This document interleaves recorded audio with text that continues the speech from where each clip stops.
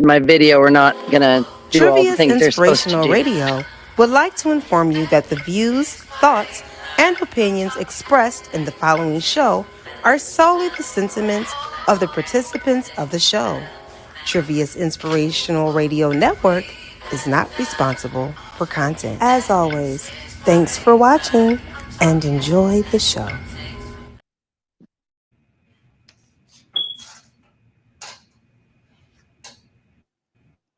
Okay, I guess we're live now. Are we live? Okay, I guess we're live. I'm okay. I'm a little bit discombobulated. I don't know what's going on. So anyway, we're getting started. I am LaQuita Parks. I am the host of The Power of Your Story. And you know what? This just everything that's going on in the last 15 minutes is just fitting that today we're going to be talking about mental health because this is mental health awareness. And hey, Chanel, looks like we're live. So, Hey, Quita, so how are we see you?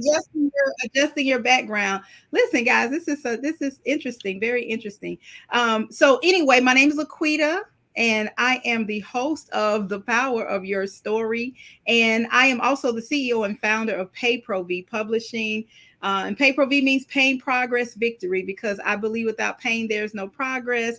And without progress, there can be no victory. So I help people take their stories from a thought to a realization. And guys, you know what? If I was, typically I would say, am I being punked?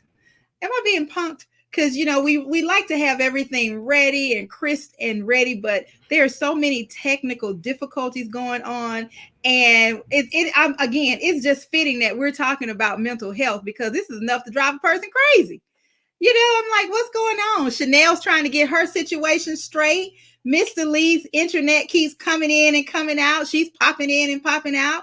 So I have no idea what's going on. We're just going to pray that the host internet doesn't go out and that the lights don't go out and all kinds of stuff. But you know what? This is real life. This is the world.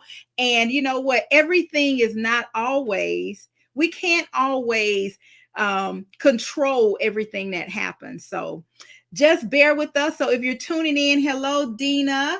If you're tuning in for the first time, I am your host. And listen, this is going to be a fabulous show. And it doesn't matter if it doesn't matter if if the internet comes in or goes out, we're going to make it do what it do.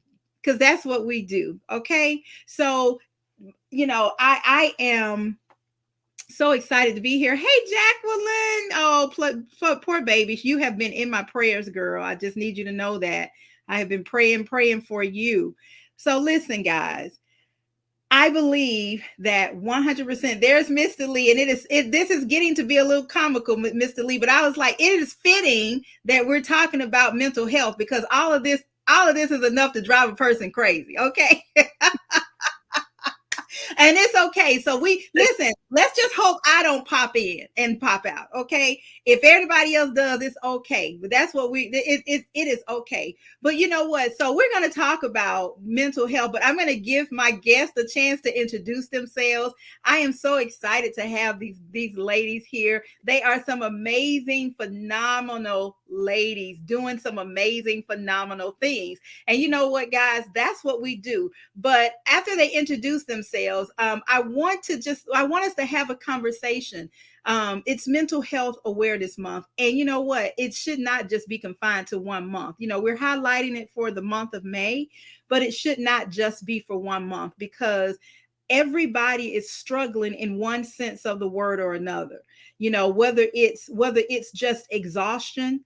And when you don't rest, when you don't sleep, it affects it affects you mentally, or whether you are taking medication to calm down whatever's going on, whether you have a family member, it affects all of us in one shape, form, or fashion. So before we get started, I want to introduce my guest. We're going to start with Mr. Lee because we got you here, girl. So see? We got you here. Okay, so it looks like Mr. Lee's internet is doing some things, and that's okay. So we're gonna go to Chanel. Miss Chanel, how you doing up there, girl? Hello, gorgeous. How are you? I'm doing good. Can you hear me? I can. Please go ahead and One of those introduce days. yourself.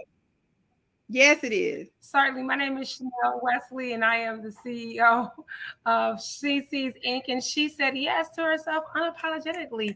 The empowerment movement for women. I'm just so excited for that you have me on your amazing show today, LaQuita. Well, thank you so much for being here. And we'll introduce Mr. Lee when she gets back. But Mr. Lee is a publisher and she does some amazing work with helping people tell their stories and getting it out so we can heal. I believe that 100% of everybody living and dead has a story, and starting that writing process is what starts the healing. I was having a conversation with the amazing trivia Dr. Trivia Payne. Just it was either yesterday or this morning, and I said, how are you doing? And she said, I'm tired. I said, I know, me too. And I said, you know what? I said, we've got to do something about that, because and we're not talking about men right now. We will get to men, but as women, we do so much and we're tired. We don't have a chance to rest. And I know she just finished doing a fabulous fashion show, a huge success. And it's like what I do. We check off the list, and we don't have a chance to sit down and rest till the next thing. We check it off and go right into the next thing. And Talk about it. that affects you. It affects you because you get so tired. And so yesterday at Bible study, our topic yesterday at Bible study was on mental health.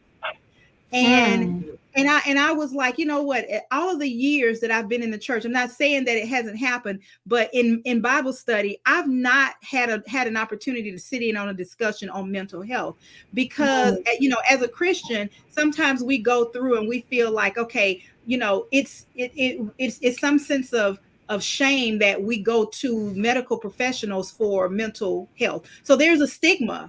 So especially in certain communities, there's a stigma that, we don't talk to people about our problems. We don't take medication. We don't go. And then there's when you're in the religious world, just pray about it.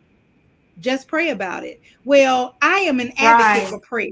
I am an advocate. I pray for my sisters every day. And I know that there are an abundance of people praying for me that I don't even know. So I am an advocate for prayer, because the Bible says pray without ceasing.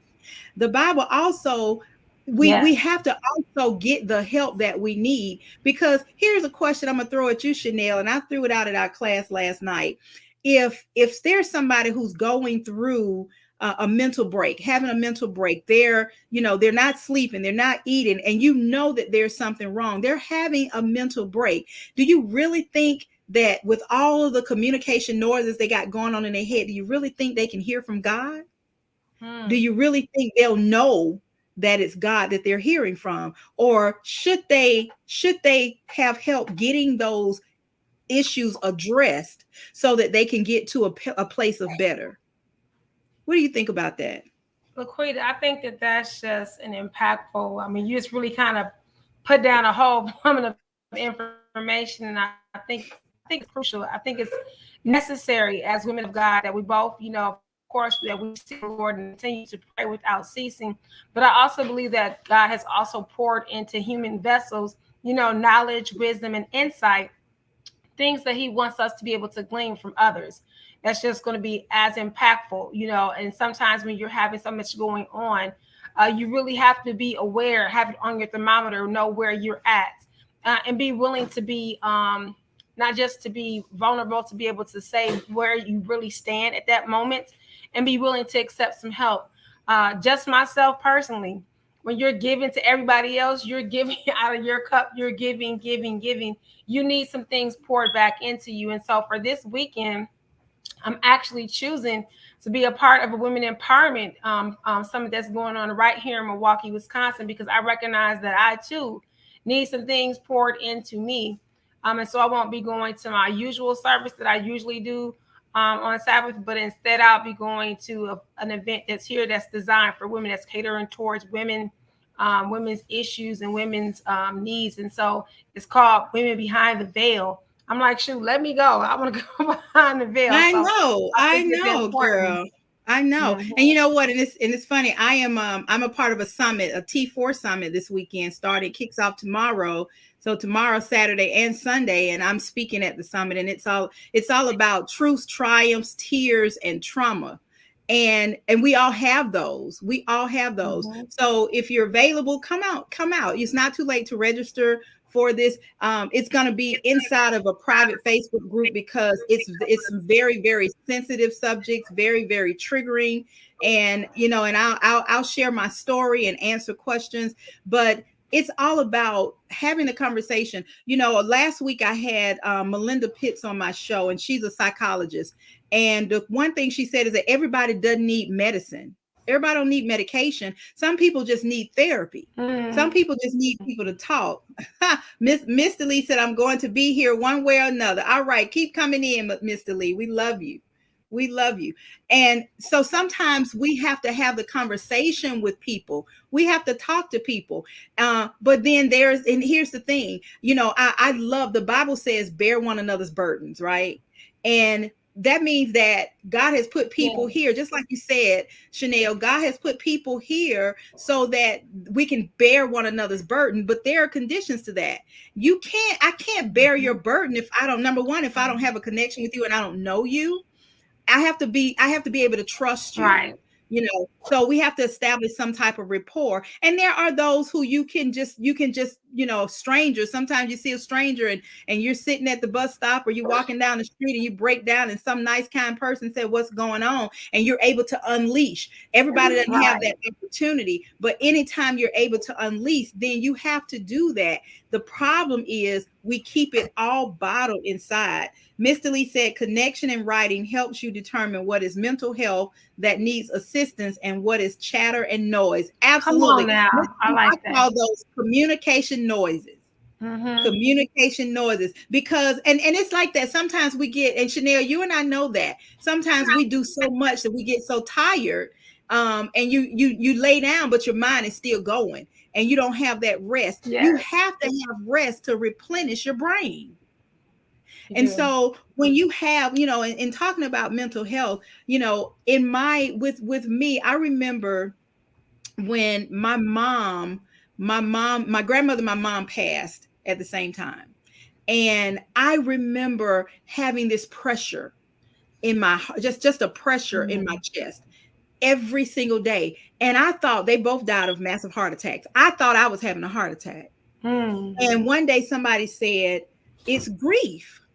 Wow. And I'm like, it's grief. She's like, it's grief. I mean, I had gone to the doctor. They couldn't find anything wrong with me.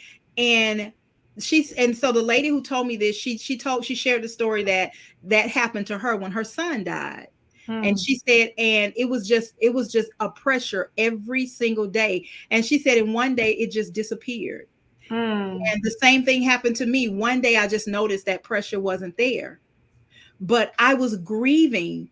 And sometimes there are people who will try and get you because people don't want to see people sad. And so instead of allowing you to be sad, allowing you to grieve, allowing you to vent, sometimes there are people who say, no, don't cry. But I want to cry. Sometimes I'm the Bible says he rent his clothes. They rent their clothes. Yes. I mean, they're laying prostrate, they're crying, they're heaving. Right. And sometimes you got to heave, and that's purging. And once you have that really good cry, that's it's like, okay, I feel so much better. Now, is the problem gone? Not necessarily. But you've gotten it all out that you can now think clearly. Right. So your mental is not affected. So there are so many people who are suffering in silence, and you don't have to. We talk about trauma. We talk about physical trauma, sexual trauma. We talk about all those traumas, and people are keeping secrets there. And then we talk about some things and people don't want to share. But one of the things that people don't want to share, they don't want to share that they're suffering through mental illness, or they have a loved one suffering, because we want to be quiet about it. It's embarrassing. I have a sister who's bipolar. I have a brother who's going through this or who has that. But shh, don't tell anybody because it's the family secret. And you're weighted down Right. because now you've become now it's a part of your problem because you're trying to hold that secret because it's embarrassing and you don't want anybody to do something, say something that's going to cause it to shed light on what's going on. So I want to Chanel, and Mr. Lee, if you can come back in, if your internet works, just come on back in, girl, anytime. um but Chanel, I want to talk to you specifically because I had the pleasure of catching a speech that you did not long ago. And girl, when you walked down the aisle with them shoes in your hand, I was like, she better work it. She didn't wear the shoes. She carried these beautiful shoes down the aisle. And I thought it was amazing. But your story was so touching because you just explained what we're talking about today, the epitome of pile ups. One thing piling up, piling up, piling up, piling up until you reach a breaking point. Here's a breaking point, you know. Y'all know I'm gonna cry. Go ahead and cry, girl. It's all right. Cry, cry. You gotta cry. Especially you need to be crying right now. Mm-hmm. Not cry. You need to be crying and Girl. purging, Jacqueline. You really do. Yes. But you Yes. talked about, and I love the way that you positioned it. You talked about what happened with your child when she was in the hospital, and then but you would like you were kind of like drawing me in, so you talked about your faith, and I'm like, God is going to see me through, and I'm going to stay steadfast, and I'm going to be praying, and I'm going to be praying. And then your mom passed, and you like, you know what, God doesn't make mistakes. I'm going to be praying, I'm going to be praying. And then one thing after another, your relationship failed, one thing after another, the pile on. And then through it all, you were still strong. You were still prayerful, still hopeful. God didn't make mistakes. And then your baby died. And I felt like all of the strong, all of that, because sometimes we holding on to the strength, and then all of that went away. And then you were like, I can't do this anymore. I can't do this anymore. And you broke. And Mm-hmm. what touched me about your story was your other daughter. And you said, if I remember correctly, you said, I don't remember talking. I just knew that I wanted to die. And you said there were no words at first, and your baby was like, we need you too. And as you started saying that, I imagined it in my head. I imagined it getting louder and louder. Sometimes we're rubbing and we're holding each other. It's okay, Mm-hmm. and we're whispering, it's okay. And then it got, it's okay. You listen, okay, we need you. We need you. And then there's that forceful voice that was bringing it back and bringing you back into yourself. And I love that story because I believe that God always gives us just what we need when we need it. And God put your baby there to say to you, we need you, to Mm-hmm. snatch you back from that pain you were going through. And that's really deep because losing a child, I've never lost a child. And so I can empathize. I can sympathize, but I don't know what you went through. I've lost a parent. I lost my mother. So we can relate to that. Mm-hmm. But when you went through that, and you cannot tell me that your mental health was not affected. Definitely. Definitely. It's funny because my daughter, my oldest daughter, Tati, she's Tatiana, she was like, Ma, like, I thought you was like the strongest person in the world. And it was like the strongest person in the world broke. And because all the things that were going on, I wasn't, I just continued running. And so to her, that looked like strength. But truthfully, I was just packing things up, compartmentalized, and not dealing with them, tucking them away to later on. File this under, I'll do this later on, I'll get to that later on. And so that's what looked like strength to her Mm-hmm. and to everybody else, because it was my ability just to keep running, even though all these things were happening. But I told her, really, I'm at my strongest at this moment because I'm telling you I'm weak. I'm telling you I'm tired. It takes a lot of strength to say Mhm. that. You know, what Mhm. I want to say is everything is fine. Mhm. But I can Mhm. no longer wear that mask of everything is fine and everything is okay. It finally started, to catch up with me. And that's one thing about mental health.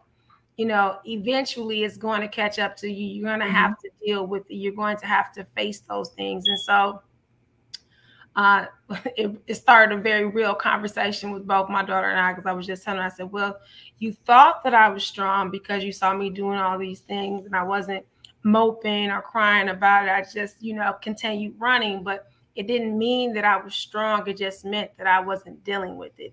And so Mhm. after not dealing with things and not dealing with things, eventually those things catch up to you. And sometimes, like just when you were talking about sexual abuse, suffering sexual abuse at an early age, being a survivor of that, you can almost create worlds that are, exist outside of reality. And so Yeah. you can really kind of hone in on the picture that you want to see when there's the picture that you don't see isn't what you want. And so you can kind of really drift into that. And so I think it's really important. I really like Miss Lee's comment about, writing being therapeutic. It really is. When I write from a bed. That's where I was abused in my first time with sexual abuse. And it's where I feel my most powerful and my most creative. And I think sometimes you have to visit those places that brought you down to your lowest moments, and where you can come back and revisit those points in a position of power where you're no longer feeling like you're a victim as if something happened to you, but more on the lines of you're a survivor. I survived this and I'm continuing Mhm. running. Yes. I absolutely, absolutely love that. And when I was listening to your story and I told you I was sucked in because I am, we're all busy. And I got a ton of stuff going on. My joke, but not joking, for real, you know, really, for real, for real. I'm like, I do more before 9 a.m. than most people do all day, Come on now. and and still work a full-time job. You know what I'm Yes. saying? And so when we go through, my intent was to jump in and just hear. But when you started talking, it's like even if I wanted to go back to it or flip off or just like it and keep moving, I was like, I needed to hear what you were saying. And I was like, see, that's why our name's Chanel. That's why she is the visionary for She Said Yes to Herself Unapologetically. That's why she is who she is, because you have walked in those shoes. You walked in your own shoes and you created those foundations for those shoes, and you still going. And I appreciated that. And and as women, I love what you just said about not being strong. And you're right. I had in Bible study, I had the same conversation. I said, why is it that, and I was talking about myself, because I am seen as the strong one. Mm, People may not even believe when I say I've been in pain for 49 years. They may not believe that. It's okay if they don't believe me, because I walk in it every single day of my life. right. It's a true story. It's a documented true story. So you don't have to believe it. So in going through that, I get tired, but I keep going. So what does that look like for the outside world? The outside world says, "Oh, she good. She don't Hmm. need anything. She got it going on. She don't Right. fit. She don't look this. Oh, she's this. She's helping people write their stories. She's publishing books. She's coaching people. She's mentoring people. She's good. She don't need any help." So when I brought that up during our Bible study on mental health, I said the strong ones are the ones you have to look out for, because they're the ones that everything is not okay. The smile on my face, and I'm not saying that I'm suicidal. I'm not saying that. But there are people who, because they see them being the strong person, because see, my children don't know what it's like for me to be home and not work. They've seen me work through the midst of my trials. That's all they've seen. So they like, mama good. She's good. She's Hmm. strong. That's what they see. And your children saw the same thing. And in some ways it's like we're so strong that we give off a facade that Black women especially, we're hard workers. We give off a facade that we're okay, and just keep going. And we have to teach ourselves that it is okay to not be okay. Yes. It's okay. That And I part. and I said that it is okay to not be okay. And you guys have heard me say it. I'm not okay. I'm smiling, I'm laughing, but I'm not okay. I'm not okay. And so just because you see me and I look like I'm doing okay, I'm telling you, check on me. I sent a message. I sent a message. Hey, how you doing? I didn't want anything. I just checking to see how you doing. How you feeling today? And that's what we have to do. We have to be able to identify when, especially when there's somebody in our circles, because sometimes what happens in our circles, we got the circle. Here's the circle. So here we have the circle. We got you, we got me, we got Trivia, we got Jacqueline. It's the circle, right? And then LaQuita's doing some things going on, and instead of saying what's going on with LaQuita, you okay? Chanel might say, y'all talk to LaQuita. What's going on with LaQuita? Well, oh, I don't know what's going on. I talked to her. She ain't say anything. And so the part of the circle is having a conversation about one member of the circle, and that one member of the circle might be not doing good. And so the very first thing that one member of the circle does is they back away. And that's an identifier. Something is not right. Now, yeah, we all get busy, but when you don't hear from your circle, and that's why having a circle is so important. And it has to be people in your circle who are gonna help you to be great, who are gonna help you. Now, listen, I'm not now sidebar. I'm not talking about y'all that got these folks in y'all circles who won't bust a great. Not talking about them. I'm not talking. And listen, if you have people in your circle who will not help you when you're in a bind, and I'm not talking about legal stuff. I'm talking about to help lift you up when you need to be lifted up, and not just send you something, not just yes, Michael Jackson had yes people around him. Okay. I'm not talking about those people. You have to have people in your circle who you are going to be committed to saying, hey, you know what? Chanel and I've had these conversations before. I'm like, Chanel, you're doing too much. You remember them conversations with Chanel? I agree. Well, you're doing too much now. You just need to sit down somewhere. And it comes right back to me. It comes right back. So when we're talking about mental health, we got to identify those people who are struggling. And sometimes too, Chanel, we're walking down the street and see somebody going through. It's like, what's his problem? What's her problem? We have no idea what they're suffering through. Right. No idea what they're suffering through. So, Chanel, you have so tell us about a time. Tell us about a time when you realized I need help, and it's outside of me just sitting here saying, okay, let me pray about it. That you needed to talk to somebody outside of yourself. I would have to say after, not directly after my daughter died, but I would say a little bit, a few months after that, I was just very depressed. It was really hard for me to just, to get in. It was hard to turn off. I was so used to everything in my schedule kind of revolving around her needs. She had became a total care kiddo a few years before that due to two anoxic brain injuries. And so most of my day really kind of rotated around her schedule, her needs, medications, just doing a lot of different things that I didn't have to do.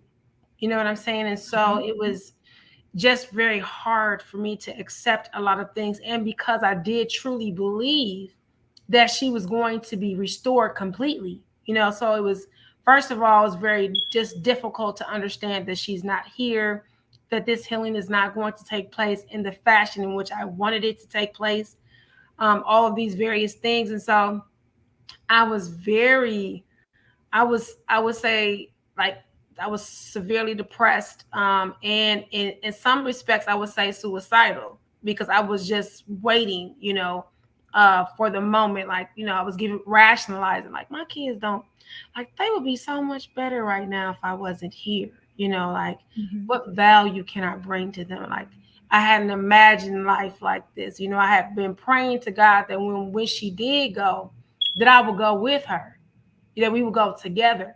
Mm-hmm. So it was hard to accept that she was gone and I was still here. So I'm like, well, how am I still here? Because I had prayed for that. And so I started talking to a friend. People were just constantly checking up on me because I really wasn't reaching out to saying, oh, I need help. You know, because again, you have that armor on as if, you know, everything is okay. And you don't like to, they're there. Now, you have people who genuinely were in my circle, who were genuinely caring, but it's just like, at the time, I really wasn't in a position where I could really accept it. And a good friend of mine, her name is Heather, and she's actually a therapist. And so we were talking and we were having different conversations, and she was like, you really should see someone. You think about seeing someone? And I'm like, well, I don't know. And then I got finally to a point where I said, okay, you know what? I think I can. I think I can go ahead and talk with someone. And so she referred me to someone that she knew. And I saw her for a little while.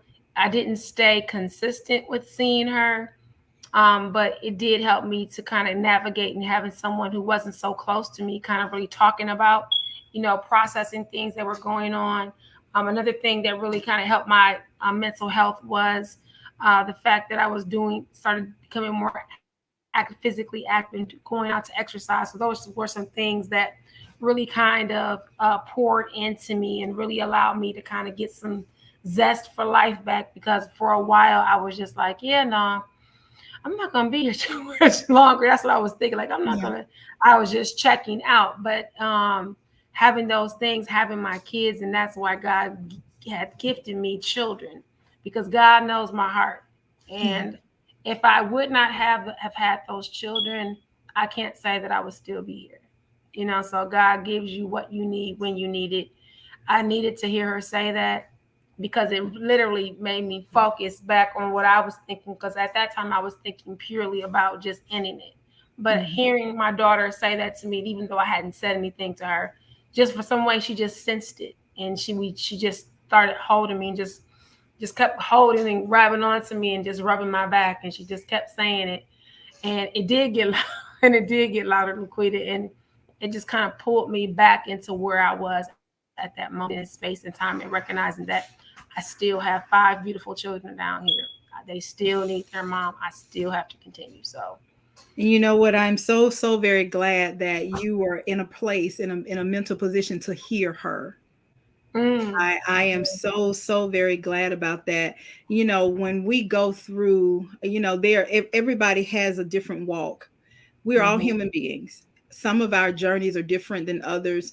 Some of us go through physical issues that lead to mental issues.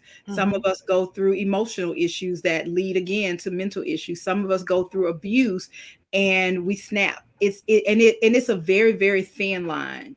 It's a very thin line. That line is not thick as the Gulf of Mexico. It is a very thin line. And we have to be careful. And as we go through, I tell you, as we go through this life and go through one of the things, for me, it's difficult. And for me, and I've said this before, it's difficult for me to get into a woe is me kind of way. Why me? Why is this happening to me? Why are my legs like this? Why do I have to suffer through this all my life? And there's a breaking point. And at some point, and I've been to therapy over this same thing several times, but there is no conclusion to it. There's no conclusion to it for me. There is acceptance, and this is the situation, but it's an everyday thing.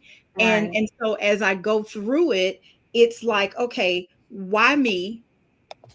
But if the tears, and I talk about crying, I cry a lot, but here it is, what, why me? Why not me?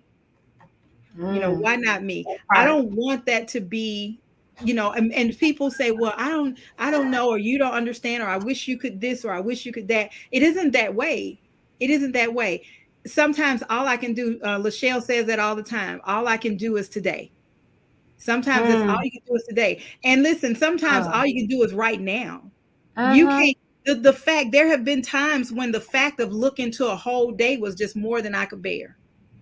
So all I could do is look to the moment. And once you get through that moment, then there's the next moment. And if you can get through that next moment, I'll never forget years ago, there was I used to attend this church, and the music, the musician's wife was suffering from some mental issues. And I remember going into the ladies' room, and it was like, it was like a, an amphitheater type setting for the church. And so you would have to go out of the auditorium across the breezeway into the next building for the restroom. And so when I went in, I heard somebody just screaming and beating, and I just heard a beating noise, and I'm like, what in the world is that? What is that? And so when I walked into the ladies' room, it was his wife, and she was standing at the mirror, and she was just beating the mirror. And I was like, oh my goodness, she was just screaming and beating on the mirror. And of course the mirror was going to break, right? So I'm sitting there, and I'm like, oh my goodness. I was like, I got to get somebody. I got to get somebody.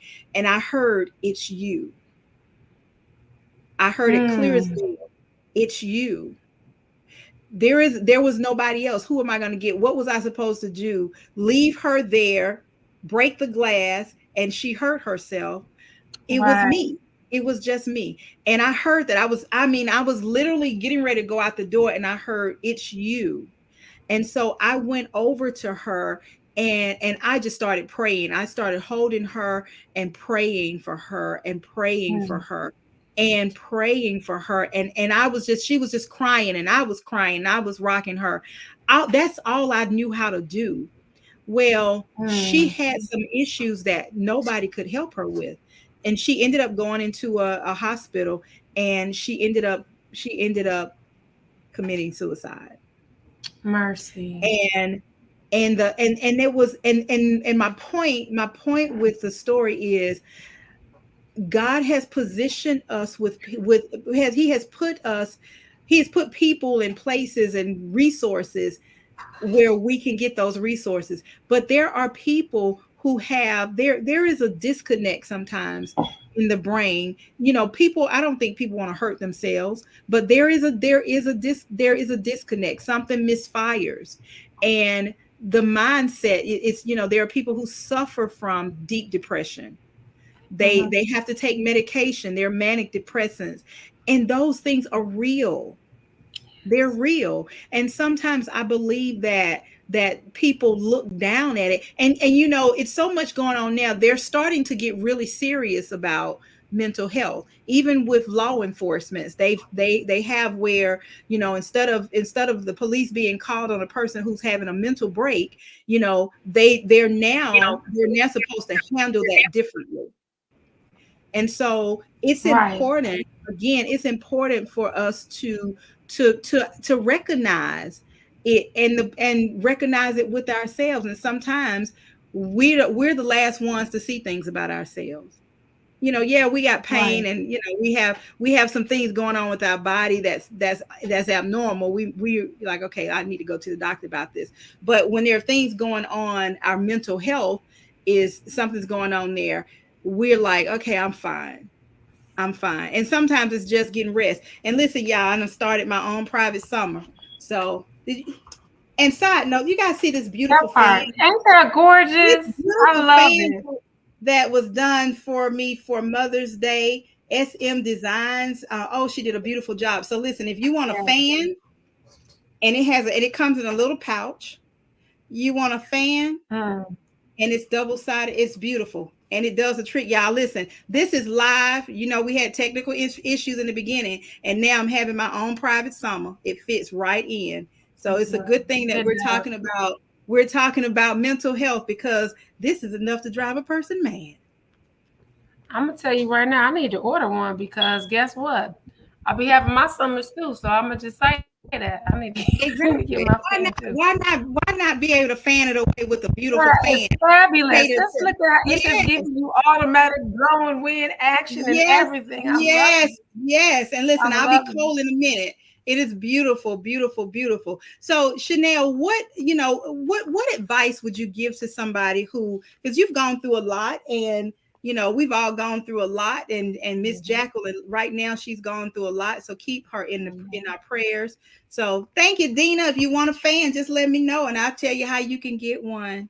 It's beautiful. I'm getting But you. tell us, what advice would you give to somebody who is suffering from mental health, and how did you, you wrote this fabulous books. You got the poster sitting behind you. She said yes to herself unapologetically, the empowerment guide for women. How does recognizing and understanding your own mental issues and your own self-care, how did that come into play with she said yes to herself? Actually, it just came as an awakening, I would say. And I was thinking about, I go to YouTube University. And Yes. so they were saying after I have a you write web your MD book, degree. so it was saying like, well, how do you sell your first book? They was like, your second book. I'm like, okay, well, I'll write my second book. Um, well, what do I want to write about? Because they were also giving advice about doing successive chapters in different series. So I'm like, well, what can I talk about? That's something that's genuine to me, something I would be passionate about, and something that I could really that would resonate with the audience who's my target audience. And so I was just thinking, I'm like, okay, well, there was a point when I didn't say yes to myself, and then there was a time when I started saying yes to myself, but I was very apologetic about it. Excuse me, is it okay if I do this? Is it all right if I do that? And then I just got to a place where I felt like, I'm doing it. It's for me. I'm taking it more in control of the situation. And I would say mental health came in a lot of different phases with this book. One of the things where I talk about you get what you allow, and it in no shape, form, or fashion refers to abuse in any of its forms, because abuse is abuse. What I'm talking about there is about things that you can actually control. Sometimes we say this person hurt me, or this person did this to me. Okay, people can do some very cruel things, and at times we're really not anticipating those things. But how did you respond? What was your response to the treatment? Did your response indicate to the person that if they did something similar, that you would tolerate it? And I had to recognize that there were things that happened to me that I allowed. I made it comfortable for those things to continue to be repeated. So I had to take ownership for some of the things that I was allowing into my space, and just quickly change a person's ability to access me by the things that they had shown me. I would also say, as far as my mental health goes, boundaries. Sometimes we have a lack of boundaries. There's no boundaries. People just can come in and go out, come in and go out. We don't like it. We don't feel comfortable with it, but we feel like it's something that we have to, maybe because of the relationship that we have with them. And we feel like we have to do that, but that's not true. Establishing boundaries are a necessity. God in his infinite wisdom says to the sea, okay, you can come to this point, but no further. That's Right? right. And he doesn't allow the sea to come in and wash over dry land. Right? So if God in his infinite wisdom has infused boundaries within gravity and all the different things that he's put boundaries at, even in the spiritual realm, why wouldn't we think that some of those same things would exist when it comes to human relationships? So I had to start enacting some boundaries. And guess what? My mental health has improved by establishing Yes. those boundaries. In fact, it says something like, a boundary a day keeps the doctor away, but a boundary a day can also keep the sheriff away. And it's true. If Yes, you it is. infuse some boundaries, guess what? People can't You can bother stay you out and of get on jail. your last nerve We stay the out of way jail. they do. Mm-hmm. Mm-hmm. I like that. I like that. And I've said it before. I appreciate you for trusting me to help you take your story from a thought to a realization. And so it was a pleasure. So reading your book, and even the editor was like, and the editor doesn't do a lot of commenting on books from a personal standpoint. She keeps it totally professional, but she was like, this was a message to me. She was like, this was even a message to myself, and I, in implementing some of these things. And I was like, what? All right. Day Did I is tell you ago. I love my editor? Did I say Yes, that? Did yes, I tell you I love yes, my yes, yes, yes. She is absolutely editor? amazing. Yes, And you know, it's I appreciate with the the boundaries, and I'm learning that too, because when you live your life being a people pleaser, people, that's the expectation. When you want everybody to be happy, and usually when you are people pleasers, you're pleasing everybody else, you're not pleasing yourself. You're making, right. you want to make sure everybody's happy, everybody needs this, and then you're sitting in silence, and then when things don't go quite the way you wanted them to go, then you're suffering in silence because now you're not happy. I did all this and then now I'm not happy. And I appreciate that. My boundaries is I'm speaking out more. And I was usually very quiet. I didn't say much. I was the shy one. I didn't say anything. Y'all didn't know I was shy, did you? They would walk all over you. Y'all didn't know I I was the shy will. one. And I'm, very nice, but also I learned how to teach people how I learned how to teach people how to treat me. You do. And you have to teach people how to treat you. I'll never forget. I used to work for the Kroger company, and I remember going in the break room one day, and I worked for Kroger for at the corporate office for 15 years. It was a wonderful job. And I remember this girl walking in, and she was like, "What's up, B?" And she said the word, and I turned around, and there was nobody else in there but me. And so I said, "Excuse me?" And so I said, "I'm sorry.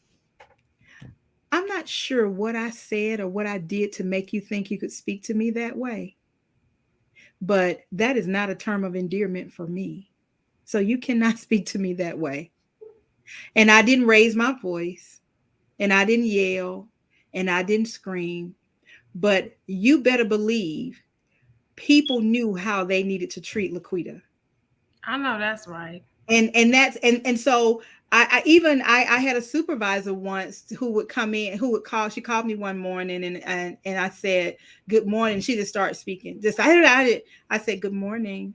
I said good morning. Well, it's not a good morning for me. I said, well, it is for me. And so here's the thing. It's just a little grain of salt. It doesn't take a lot. But I'm like, if you don't teach people what you will and will not accept, you're right, Jacqueline. They will walk all over you. And there have been a lot of people who have mistaken my kindness for weakness. Mm. My children told me yesterday, they was like, Mama, you have a certain way about you. And I was like, I have very low. Chanel, you and I talked about this last night. It's like I have very low tolerance for ignorance, Girl. for stupidity, just downright unnecessary. Who has time for that? Ain't nobody got time for that. And that's a part of my keeping myself mentally well, because when you allow all these things, then other people's issues will become your issues, They will. and you will be affected, especially when you're a person who loves people. Mm-hmm. So we have to be very, very careful with that. I love the book, and I love the workbook. I love the call to actions in the book. Mm-hmm. And listen, if you have not purchased the books, ladies, if you have not purchased the book, purchase She Said Yes to Herself Unapologetically, because it's a thinking book too.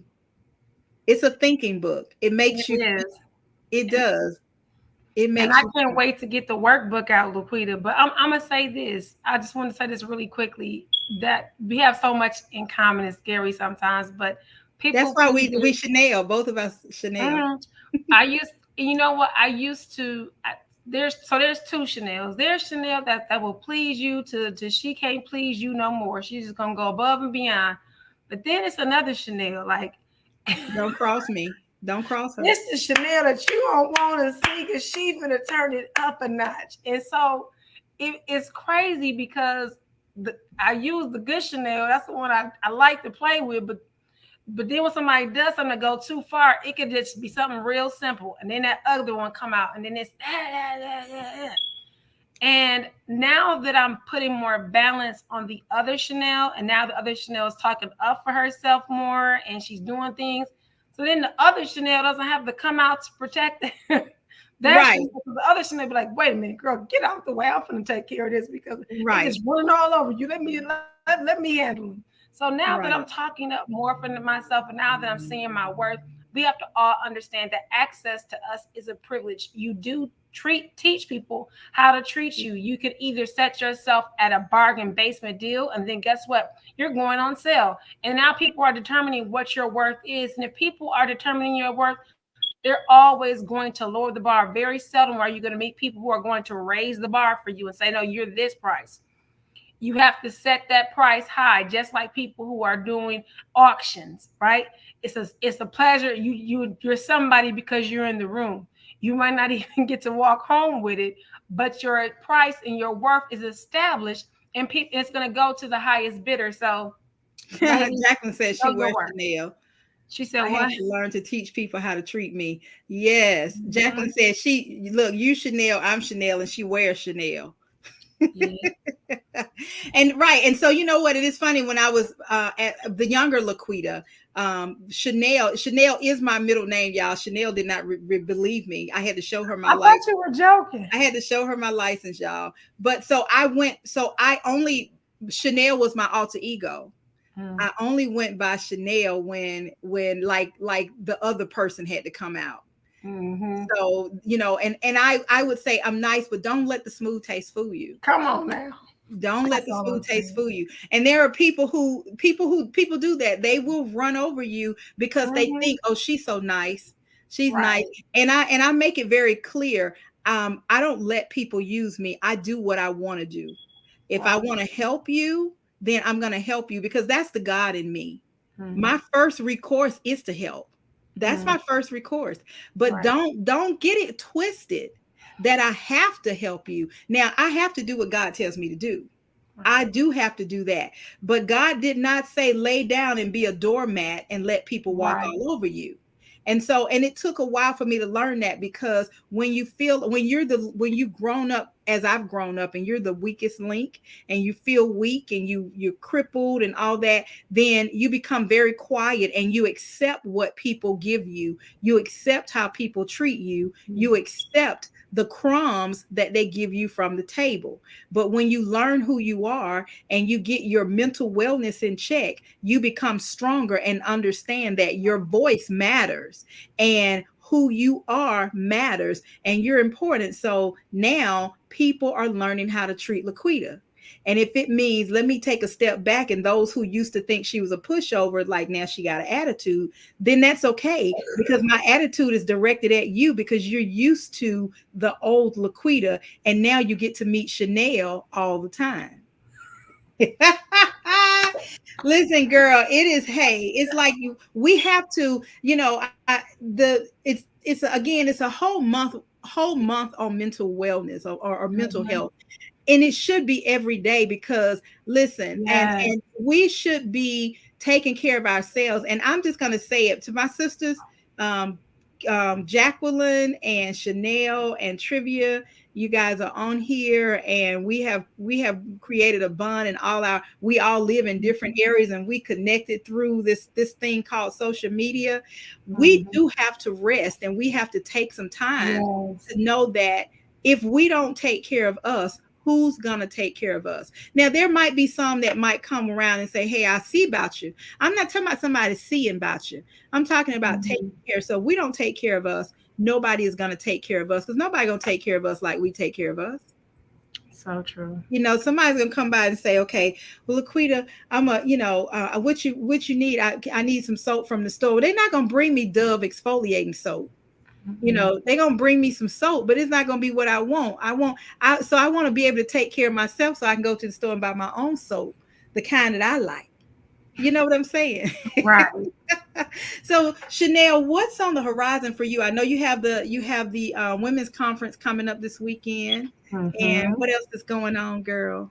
Well, I'm getting ready to do my book launch, and something that I'm really, really, really excited about is that she said yes to herself Anthology. Anthology. Yes. Yes, yes, yes, yes, yes. Yes. And so this is an amazing time for any author, a businesswoman, coach, you name it. If you have some tips, tricks, and strategies that you want to be able to utilize to help another woman, level up her game, and you want to enjoy and join a movement with some phenomenal powerhouses, then you have got to join the She Said Yes to Herself Unapologetically Anthology. Yes. It's going to be published by none other than the fabulous Miss LaQuita Parks and T.R.I.V.I.A Publishing. So you guys have definitely got to join on. You make sure you guys go to www.payprovipublishing.com today so that you can connect with LaQuita so you can join the anthology. Yes, yes, yes, Mhm. yes. I am so excited about it. I gotta write my part, y'all.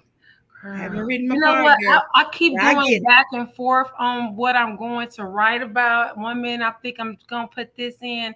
It's just so many amazing angles. We have so many phenomenal women who are connected with this. This is going to be a bestseller. No Yes, times at yes. just simple cakewalking, but not just that.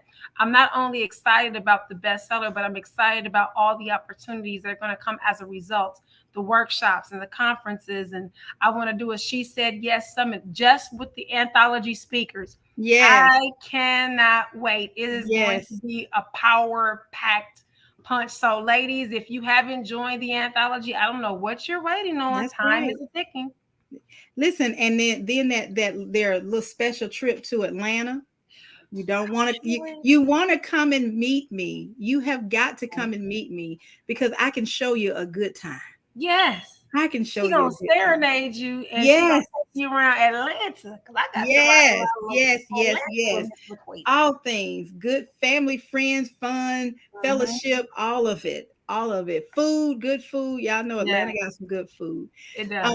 And there is a song I remember. I have karaoke queen over here. Yes. I have a when I do my mentoring programs with my young ladies, and it's called Beauty Redefined, redefining the beauty Mm, of the body, redefining the beauty of the skin, redefining the beauty of the diet and the nutrition, redefining the beauty of you, your inner beauty. mhm. And one of the things that I used to tell them every day, you're beautiful. You're Yeah. beautiful. I love you. You're beautiful. And a lot of times they didn't believe that. So they're young girls. And so we spend all this time as parents. We, most mothers, parents, you spend time when your babies are born. Oh, you're so cute. Oh, you're so beautiful. Right.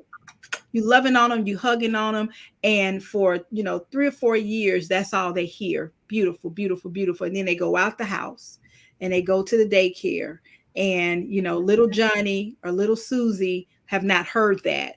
And the first thing they do is tell your baby, you ugly, or you got a big nose, or you got big Right. lips. And that little sweetheart spends the rest of their lives trying to run away from big lips, big nose, and trying to redefine who they are. And it Mhm. starts right there with the self-esteem, and it elevates to some mental health issues because I don't feel good about who I am on the inside. Right. And Christina Aguilera has this song called You Are Beautiful. It's called Beautiful. And it says, you are beautiful in every single way. Words can't bring you down. You are beautiful no matter what they say. Words can't bring you down.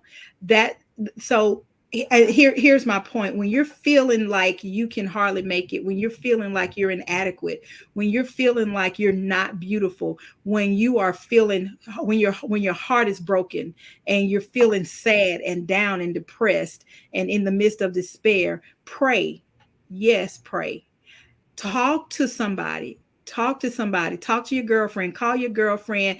Laugh. Laughter has its place. Laughter, you can't beat it. Yeah. Laugh, and then stand in the mirror and say, I am beautiful, no matter what they say. Sometimes we have to encourage ourselves. And Yes. sometimes I recognize that we don't have the capacity, and we need some help. We need some medical help. We need somebody to talk to. We need somebody to help us, somebody who is licensed to help us. There is nothing Yeah. wrong with that. And listen, it is okay to not be okay. So listen, it has been, time flies so fast. It has been a pleasure. Chanel, thank you so much for being here. And thank you so much for Thank sharing you your so much for story having me. and how you are just thriving. And I'm so glad that your baby was there and you're here, because we would not have met otherwise. Mhm. And listen, if you're out there and you want to write your story, write your story. If you need a publisher, we can help you with that. But write your story, write it, get it out of here, get it on paper, start the healing process, because there's somebody waiting on the other end of your story so they can heal through their story. So if there's anything I can do to help you, reach out to me at paprovpublishing.com, PAPROVI publishing.com, and we can help you take your story from a thought to a realization. And with that being said, this has been another amazing episode of The Power of Your Story. And listen, if you guys want to contribute to the show to help us keep it moving, you can cash app a donation, any amount. We take any amount. The dollar sign AFC2. No, a failure two. There we go. AF2C. AF2C dollar sign. Any amount will do. We will be happy to have it, and we can keep this show going. So, with that being said, y'all, it has been a plump, pleasing pleasure, better than a triple decker peanut butter and jelly sandwich. That's my story, and I'm sticking to it. And listen, y'all, I love y'all, and I would say I love y'all like a fat kid love cake, but somebody got mad at me when I said that. But I'm a That's fat for kid and I real. love cake. I'm just saying. I'm just Same. saying, skinny kids love cake too. So I'm just telling y'all, I love y'all. Maybe I should say I love y'all like Christ loves y'all. How about that? Love y'all from the Okay. heart of Christ. All right. Thank you so much, Chanel. Till next time, same bat time, same bat station. Be good.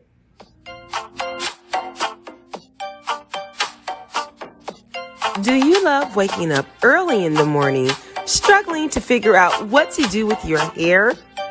We've all had our share of bad hair days. Are you ready for a change? Lock it and love it with Lock and Love Salon, conveniently located at 8117 Liberty Road, Windsor Mills, Maryland. Start your lock journey today. Lock and Love's professional services and artistic designs will keep you blazing in the hottest trends while maintaining and protecting your hair. Honey, Lock and Love is an experience. Once you try Lock and Love Salon, you won't try anyone else. Lock and Love offers starter and maintenance locks, fox locks, detox, shampooing and conditioning, lock treatment, lock extension, coloring, and much more. Sorry, but Lock and Love doesn't accept walk-ins. What are you waiting for? Call 410-970-3791 to set up your appointment today. Lock and Love is on Facebook